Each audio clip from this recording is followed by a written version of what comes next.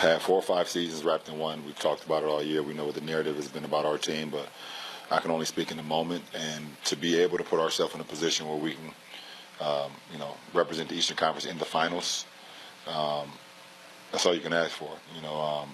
So we're excited about being a part of the Eastern Conference Finals once again and have an opportunity to compete for a championship. That is what our goal is. We are excited about that. We're humbled about it, and we want to continue to get better throughout this week. CeCe, we've talked a lot in the last couple of weeks about what Cleveland's narrative is and what we think they're going to do and what they've shown us they were going to do. And then all of a sudden, after the Pacers series, they come out and they do this to Toronto, sweep them. What did sweeping this Toronto team show you about the Cavs? Well, it was a transformation. LeBron mentioned it there. And as far as the season being maybe 4 or 5 seasons, I had said yesterday and last week it was 3 seasons.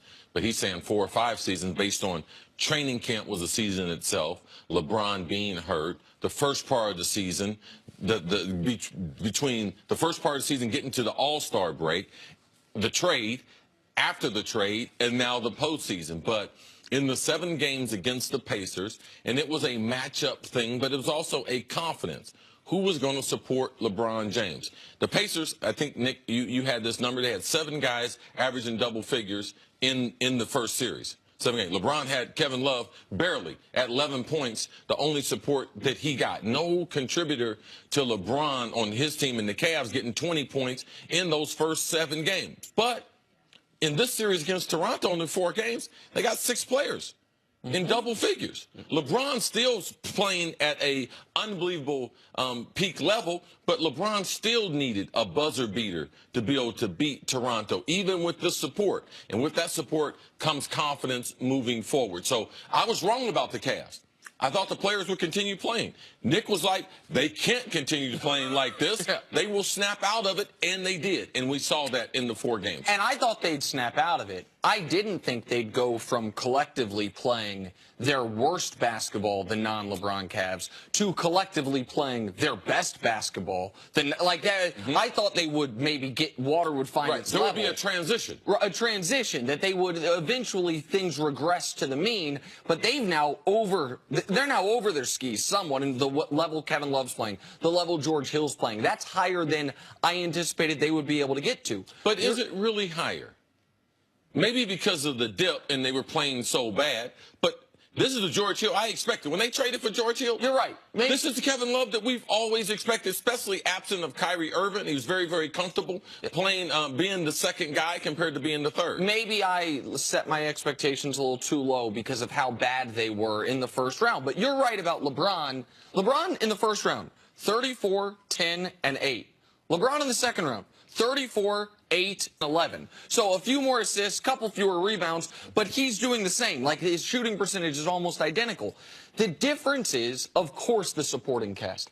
And the reason that's relevant is because, much like I said yesterday, LeBron was rewarded in the shot against the Raptors being single covered by, for a decade plus in the league, making the right basketball play. LeBron in the second round was rewarded for consistently trying to get his teammates back into it in the first round, for not throwing them under the bus, for still going to open shooters even when they were clanging it off the side of the backboard, because it allowed them to stay engaged. And while he didn't need his teammates in round 1, except for a 3-minute stretch in Game 7, and I think they could have beaten the Raptors, not a sweep, but could have beaten the Raptors without his teammates in round 2. You're going to judge LeBron by championships. People are going to judge LeBron by, at the very least, getting to the finals. They're not going. He knew, I can't win 4 playoff rounds by myself. I might not be able to win 3 playoff rounds by myself. Might be hard to win 2 playoff rounds by myself. So if I do not keep these guys engaged and do not continue to show faith in these guys, our season's going to end. We just don't know when.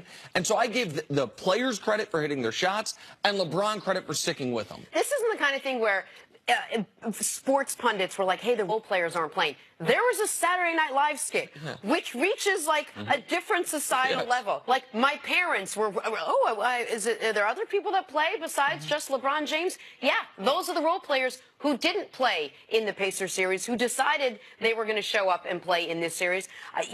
Do we just assume this is going to be the same core group of guys, the same guys Ty Lue starts, the same guys, the way they play as they move on now into the Eastern Conference? Well, I think George Hill, and George Hill missing part of the Pacers series was a huge problem. We expect George Hill being a veteran player. He's very, very dependable. As far as his overall ball handling, it helps LeBron get a little bit of a rest. Kevin Love embracing the 5. Ty Lue making some hard decisions as far as things that he was doing. That being one of them. He didn't want to embrace the 5. I expect the Cavs to continue on this because Kevin Love, 20 points, 12 rebounds. That's not outside of his talent level. The confidence they were able to gain in winning that 7-game series against the Pacers. All right, because LeBron talked about it, the coach talked about it. It got them ready for a lot of different things. It got them ready for the ball pressure that they would see from Toronto, had them more ready for that than they thought they would have been. But it also, in not playing well, it breeds confidence when you're able to come out of it. So see JR get 20, to see Kevin Love be able to snap out it, Jeff Green be able to make a contribution. Yes, I believe this is the Cavs team we'll see going forward. And this series erases everything that they left on the table in the regular season. And by that I mean this. When you get the 4 seed instead of the 1, 2, or 3, your first round matchup's tougher. And so guess what? It took you 7 games. And when you go 7 games, then all of a sudden, because you're the 4 seed, you're playing the 1, that now you're playing every other day. LeBron talked about that before the series. We're the only series that doesn't get 2 days off. So all those things that because they had been not great for 89 games, you're the 4 seed. You don't have extra rest. Well, now they're going to have more rest than anyone in the playoffs. They're the first team to advance to the conference finals. They're going to be on the road against Boston in the conference finals. That's a comfortable place for them. That is exact place they were in last year. They'll still, most likely, steal home court from them in the first game of that series. And so that's what the Cavs were able to do. I want to mention one thing about what the Raptors did, but go ahead, see. You look like you would. No, I just thought it's the irony to where the Cavs are, the way it started off 2 weeks ago. Golden State, how many games have they lost in the playoffs? Golden State has lost 2 games in the playoffs. Houston, how many games have they lost? They've lost 2 games in the playoffs. And the Cavs are done round 1 and the semifinals. They only lost 3 games. They've lost 3 games. But they're done. Right. But you would think that it's right now, Golden State and Houston here are the best records in the NBA playoffs so far. Good by winning percentage. Golden State and Houston, 7-2. I'm sorry, 6. No, that's correct. 7-2. Cleveland, 8-3. Those are the 3 best records in the playoffs. Those were the 3 teams that by the midway point of the year you probably thought were going to be the best teams.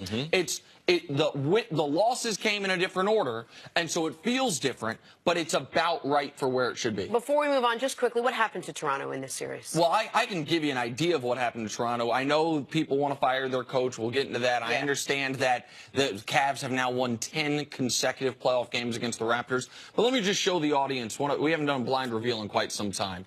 This is LeBron James compared to somebody. So in this series, LeBron 136 points to 138, a 5% better field goal percentage, almost identical rebounds and assists. I think I got this one. Who do you think it is? I think it's the backcourt of Toronto. Well, let's show America. Who is it? It's both of them. That's what I'm talking about. There you go. That's what I know, my guy. Well done. Okay. I mean, so that's what happened to them. That is amazing. That's their 2 All-Stars. That is amazing. That's your 2 guys. And LeBron had almost identical numbers at a slightly higher efficiency rate. LeBron's great. He shouldn't take the place of 2 All-Stars, your 2 best players. That's what happened to Toronto. They knew individually neither one of those guys was going to outplay LeBron. But for LeBron to outplay them collectively, that's how you get swept. Yeah, and I don't like to use what they say LeBron is in Toronto's head, but it's clear he's in those 2 guys' head. Absolutely. Valanciunas actually said it afterwards. He's like, I don't get it. I don't get how somebody could just have that much control over us, and we went in and we didn't play our game because we were just stuck in this mindset that LeBron James is going to beat us, and that's exactly what happened. And Valanciunas is one of the few guys who maybe wasn't in his head. He actually played relatively well this series. Exactly. And again, we're going to talk more about Dwayne Casey and this series coming up over the course of the next couple hours. But on the other side, how are the 76ers